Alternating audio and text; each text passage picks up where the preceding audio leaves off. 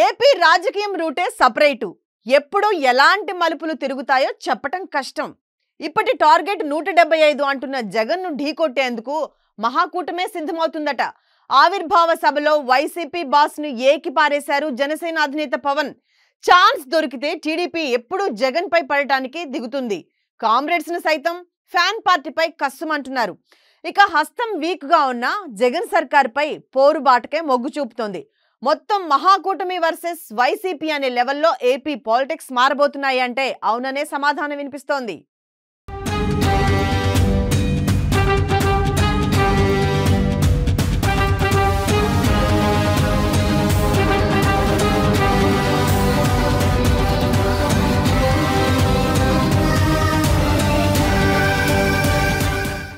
Hot గా AP రాజకీయం. ఎన్నికల మూడ్లోకి ఖద్దర్ లీడర్లు. పొత్తులపై నేతలంతా ఒకే మాట. వైసీపీని ఢీకొట్టేందుకు ఏకమవుతున్న ప్రతిపక్షాలు. సింగిల్ గానే వస్తామంటున్న వైసీపీ బాస్. పొత్తులపై సేనాని సానుకూల ప్రకటనలు.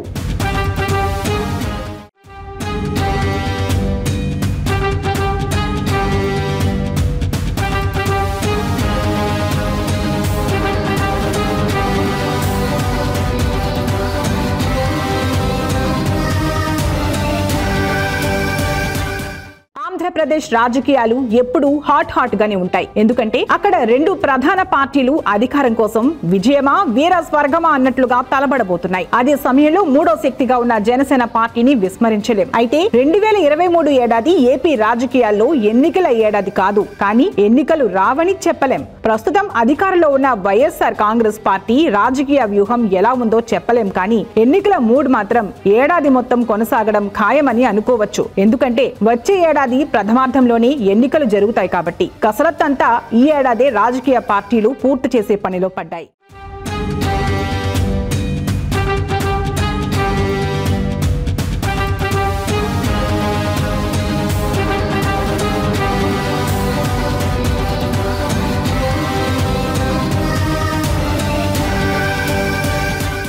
ఇప్పటికే అన్ని పార్టీలు ఎన్నికల మూడ్లోకి వెళ్లాయి. ఇటీవల ఆవిర్భావ సభతో అదరగొట్టిన జనసేన అధినేత తాను ఎలాంటి ప్రయోగాలు చేయదలుచుకోలేదని చెప్పేయడమే కాదు, ఈసారి అసెంబ్లీకి తనతో పాటు మొత్తం జనసేన నుంచి పోటీ చేసేవారంతా గెలిచి వస్తారని పవన్ ప్రకటించడం కూడా కీలకమైన పరిణామం.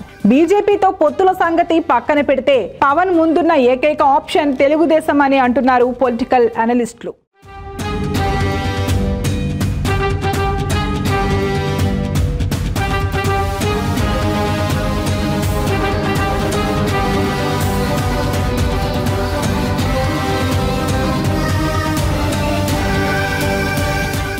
తెలుగుదేశం పార్టీతో పొత్తులు పెట్టుకునే వచ్చే ఎన్నికల్లో పోటీకి పవన్ రెడీ అవుతున్నారని చెబుతున్నారు. దాంతో ఏపీ రాజకీయాల్లో కీలకమైన ఎన్నికలుగా 2024ను చూడాల్సి ఉంటుందని అంటున్నారు రాజకీయ విశ్లేషకులు. అంటే 2014 తర్వాత మరోసారి జనసేన తెలుగుదేశం పార్టీ పొత్తులతో ముందుకు వస్తాయన్నమాట. ఇక ఈ విషయంలో అఫీషియల్ గా ప్రకటన అయితే రావడం తరువాయి అని సమాచారం.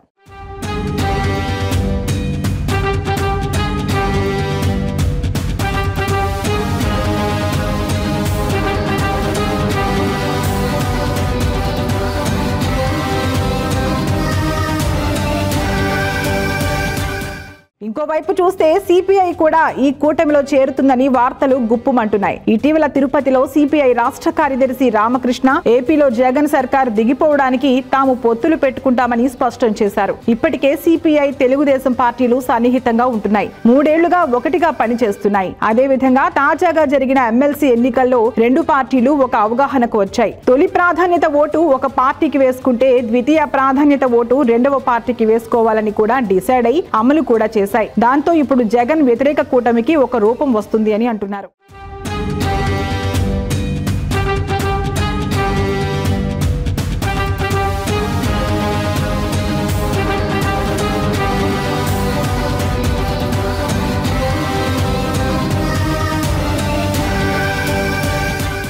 మరి ఈ పొత్తులో సిపిఎం కూడా ఉండే అవకాశాలున్నాయని అంటున్నాయి. అదేవిధంగా కాంగ్రెస్ కూడా చేరితే మహాకూటమి రెడీ అయినట్లే. ఆ దిశగా ప్రయత్నాలైతే సాగుతున్నాయి. దేశంలో కాంగ్రెస్ పెద్దన్నగా ఉంటుంది కాబట్టి జాతీయ పార్టీగా కాంగ్రెస్ ని సైతం కూటమిలో కలుపుకుని ప్రత్యేక హోదాతో పాటు విభజన హామీలను పూర్తిగా అమలు చేసేలా రాహుల్ గాంధీతో ఏపీలో ఎన్నికల వేళ పూర్తి హామీ ఇప్పిస్తే ఖచ్చితంగా వర్కౌట్ అవుతుందన్న ఆలోచనలో విపక్షాలు ఉన్నాయని అంటున్నారు.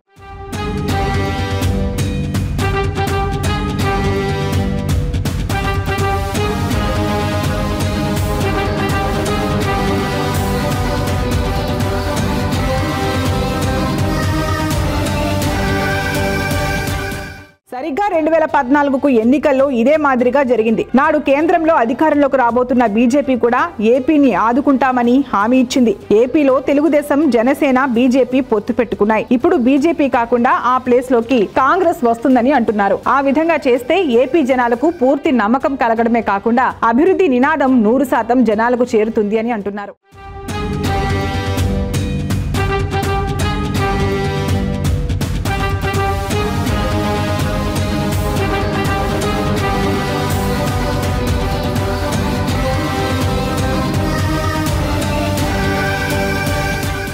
మరి విపక్షం మహాకూటమిగా మారి జనంలోకి రాబోతోంది. ఏపీలో ఒంటరిగానే వస్తామని 175 సీట్లకు పోటీ చేస్తామని వైసీపీ ఇప్పటికీ పదే పదే చెబుతూ వస్తోంది. ఆ పార్టీకి అంతకంటే వేరే ఆప్షన్ కూడా లేదు అని అంటున్నారు. దాంతో వైసీపీ వర్సెస్ మహాకూటమి అంటే దాన్ని ఏ విధంగా ఎదుర్కొంటుంది అన్నదే చర్చగా ఉంది. ఏపీ జనాలు వైసీపీ పథకాలను ఆదరిస్తున్నారు. ఏపీలో 87% మందికి ఏదో విధమైన లబ్ధి కలుగుతోందని వైసీపీ చెబుతోంది. అన్ని పార్టీలు కలిసి రావాలని, తాము సింగిల్ గానే వస్తామని ఇప్పటికే మాజీ మంత్రి పేర్ని నాని సవాల్ చేశారు. మరి ఏపీలో 2024లో జరగబోయేది ఇదేనని అంటున్నారు. జనాలు ఏ రకమైన తీర్పు ఇస్తారు అన్నదే ఇప్పుడు ఆసక్తి కలిగించే అంశంగా ఉంది.